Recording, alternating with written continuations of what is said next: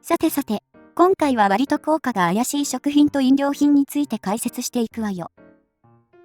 あれ？確か、食品とか飲料について解説するのは3回目ですよね。前回よりも今回の方が、より身近な商品にフォーカスして話をしていくつもりよ。今日はどんな話が聞けるんだろうな。まあ、聞けばわかるわ。それでは、早速本題に入りたいと思いますが、まず最初にご紹介するのは栄養ドリンクです。いきなりド定番のところから来ましたね。栄養ドリンクですか？結構いろいろ思いつきますよ。体が疲れた時に、栄養補給や需要競争などを補う目的で販売される栄養ドリンクですが、栄養ドリンクを飲んだら、確かに元気になったという経験を持つ人は多いでしょう。その理由は、栄養ドリンクに無水カフェインとパントテニールアルコールが含まれているので、飲むとシャキッとした感覚を得ることができます。例えばユンケル規定液には、10mg のアルコールと 50mg のカフェインが配合されており、それを同時に飲むことで、脳と全身の血の巡りが一時的に良くなるので、急にシャキッとした気分を感じられるわけです。しかし、本当に体が健康になったわけではないため、その効き目はあくまで数時間ほどしか続きません。しかも、カフェインが切れてしまえば、体の血流を無理やり上げたせいで、飲んだ前よりも疲労感に襲われる可能性がある上に、カフェインには耐性が存在するので、飲めば飲むほど、栄養ドリンクの効き目がなくなっていく可能性があるのです。多くのデータを見ると、だいたい2週間程度、カフェインを完全に断たなければ耐性は回復しないので、仮に普段から栄養ドリンクを多く飲んでいる人は、本来の効果が大きく半減してると考えてもいいでしょう。栄養ドリンクって、ものにもよりますが、まず味からして苦手ですね。レッドブルやモンスターエナジーは、また違うのかもしれませんが。まあ、味が良くなったからって、別に健康的になったわけではないけどね。あと、ユンケルと並ぶ、定番の栄養ドリンクのゼナシリーズは、大正製薬が開発した商品で、南米アマゾン原産であるムイラプアマという生薬を配合しているので、いかにも元気になりそうですね。しかし残念ながら、ムイラプアマの人間への効果を実証した研究はほとんどありません。一般的に、ストレスを和らげる効果や、精力の増強効果があると言われる生薬ですが、いずれも精度が高い実験では否定されているのが現状です。かろうじて、2007年には、ムイラプアマを飲んだ男性の短期記憶が改善したとの報告が出ていますが、この実験では、体重68キロの男性に、1100mg から 3300mg ものムイラプアマを飲ませています。だいたい、セナ1本に含まれるムイラプアマが 300g なので、実験では、短い間に、3本から11本も飲ませたことになり、明らかに異常です。もし普段から、1日に3本以上の栄養ドリンクを摂取しているなら、真面目な話、すぐに病院に行って、きちんと検査を受けた方がいいレベルです。確かに、1日に栄養ドリンクを何本も飲むような生活を続けていれば、いつか変な病気にかかりそうですね。まあ、栄養ドリンクなんかは、案外、飲みすぎたら健康に悪いだろうなって感じている人が多いかもしれません。ところが中には、摂取し続けることで、体に悪影響を及ぼしてしまうものもあるのです。なんか気がつかずに、いつの間にか取り続けてしまうものが一番危ないですね。というわけで、お次はサラダ油です。サラダ油は、ドレッシングや炒め物、揚げ物などに用いられる料理油の総称です。その原材料は、菜種、大豆、紅花、コーン、ひまわりの種などがあり、また、一般的に、コレステロールゼロだから体にいいと言われるキャノーラ油もサラダ油の一種で、油中の植物を使っています。そして、いずれも植物が原料なので、なんとなく体に良さそうなイメージがありますね。私は揚げ物を作るときに、よくキャノーラ油を使いますよ。確かに使っているところを見たことあるわ。でも実は、ここ最近の研究から、サラダ油が宣伝されているほど、体にいいわけではないことが分かってきました。その理由は、酸化ダメージが大きいという問題です。大豆や菜種からできた油には、酸化に弱い高不飽和脂肪酸が多く含まれており、熱を加えると劣化してしまうのです。そして、市販されるサラダ油の多くは、次のような手順で作られています。まず、原料を有機溶媒につけて、油を取り出します。そして、高い熱を加え、有機溶媒を飛ばし、これでサラダ油の完成。かなり簡潔に説明しましたが、多くのサラダ油は、製造の途中で、しっかりと熱を加えており、その時点で、かなりの酸化ダメージが発生します。あえて、嫌な表現を使うなら、市販のサラダ油は、店頭に並んだ時点で傷んでいるとも言えます。もちろん、加熱せずに作るサラダ油もあるので、すべてに当てはまるわけではありませんが、おそらく手軽に購入できる範囲では酸化ダメージを受けている可能性があります。思いっきり市販のサラダ油使ってました。別にそう感じたのは、あなただけじゃないはずよ。実際、サラダ油の悪影響を示すデータは非常に多く、代表的な例では、2005年の調査により、サラダ油の使用量が多い人ほど、心疾患のリスクが上がる傾向が確認されました。また、サラダ油に関する過去のデータをまとめた2015年の研究では、定期的に大豆油を使うほど心疾患リスクが上がることが分かりました。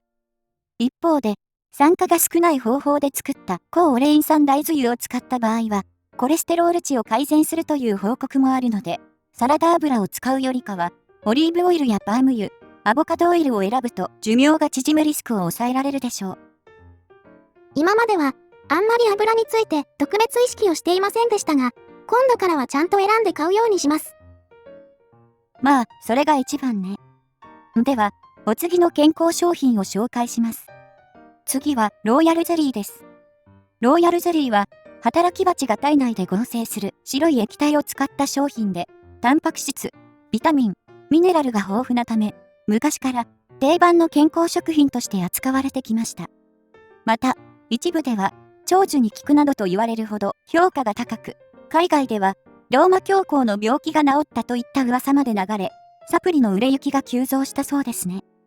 では、実際の効果がどうかというと、まだ、これといった研究がないのが現状です。完全に無意味とは言い切れないものの、わざわざ高い金を出すほどの魅力はありません。私はローヤルゼリーを使ったことはないですが、確かに栄養価が高いから健康にいいって話は聞きますね。では早速、具体的にいくつかの研究を見てみましょう。ある調査では、56人の男女に1日 3g のローヤルゼリーを飲んでもらったところ、6ヶ月で血糖値がやや改善しましたが、心肺機能には変化がありませんでした。さらに、5件のデータをまとめた調査では、1日100から 500mg 食べると、総コレステロール値が 10% ほど低下することが分かりました。以上の数字だけを見ると、つい効果がありそうだな、と思われるかもしれません。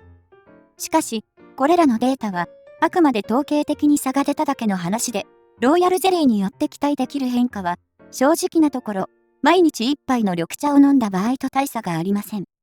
緑茶にも、コレステロール値の低下や血糖値の改善効果は認められているからです。てか、緑茶が万能すぎませんかね？とりあえず緑茶飲んでたら良さげですよ。現在日本で、ローヤルゼリーのサプリを買うと、だいたい1ヶ月で5000から6000円の出費になります。それだったら、もっと簡単に手に入る緑茶を毎日飲んだ方が安上がりでしょう。また、先ほど紹介した研究を受けて、2010年には、アメリカ食品医薬品局が、ローヤルゼリーを扱うサプリメーカーに対して、販売差し止めの措置を行いました。その理由は、ローヤルゼリーに、多くの会社が宣伝しているような効果がなく、法律違反だからです。アメリカって、やたらと健康商品や医療品に、厳しいイメージが勝手にあります。まあ、基準が厳しくて問題というわけではありませんが。もちろん、時と場合にもよるところがあるから、一律でアメリカが厳しい基準を採用しているとも限らないわ。それでも、医療品とかは特に基準は厳格であるべきだけどね。はいはい。では本日、最後の健康商品として、甘酒を紹介します。健康番組や雑誌などでは、病院の点滴と同じぐらい栄養価が高い、麹酸のおかげで美肌になれるなどと盛んに宣伝されています。日本古来の伝統的な甘味飲料に、果たしてそこまでの効果があるのでしょうか？まず、甘酒は点滴と同じぐらいの栄養価という説はどうでしょう？この主張の問題点は、そもそも点滴には別に栄養があるわけではないところです。点滴とは、病気中の脱水を防ぐために使われる装置で、主に腸炎などのせいで何も食べられなくなった人が使うもので、一般人の栄養補給に役立つようなものではありません。実際、100g あたりのビタミン、ミネラル、アミノ酸の量を見ると、甘酒よりも卵の方が栄養価は優秀です。栄養補給のためにわざわざ甘酒を使う理由はないと言えるでしょう。甘酒は点滴と同じくらいの栄養価があるとは、まさに物も言いようですね。甘酒は、お正月に飲むとポカポカして美味しいですけどね。と言っても、さすがの私も甘酒を栄養補給代わりに飲んだりしませんよ。甘酒や健康商品全般に言えることは、嗜好品として楽しむ分には問題ないけど、それで何かを改善しようとするのは無理があるということね。あと、甘酒に含まれる麹酸で美肌になれるといった説にも根拠はありません。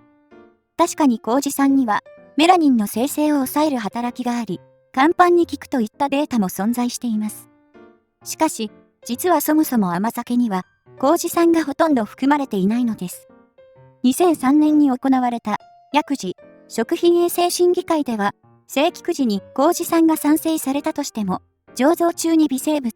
酵素などの影響により分解されるため、最終製品中に麹酸が残存する可能性は少ないと言われています。まあ考えてみれば、甘酒とは発酵したお米を水で薄めた飲み物に過ぎず、そこまでの栄養価があるはずもありません。それにもかかわらず、メディアで甘酒がもてはやされるのは、森永製菓が定期的にプレスリリースを出しているからです。同社は毎年のように自社で実験を繰り返しており、甘酒でニキビや目の下のクマが改善したなどの発表を行っていますが、残念ながら森永製菓によるデータは正式な学術誌に発表された論文ではないため、科学的な信頼性はありません。確かに甘酒とか健康商品は、嗜好品として楽しむのが一番良さそうですね。今日はいろんな食品とかの効能について知ることができたのでよかったです。解説ありがとうございました。はい、というわけで、今回はこの辺で終わりにしたいと思います。ではでは、また次回お会いしましょう。ご視聴ありがとうございました。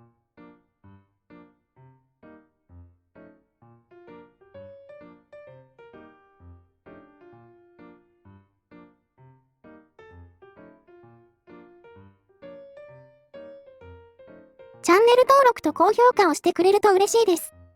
あと他にもベルマークとかを押してもらうと、最新の動画などを見逃さずに済むので、ぜひ利用してくださいね。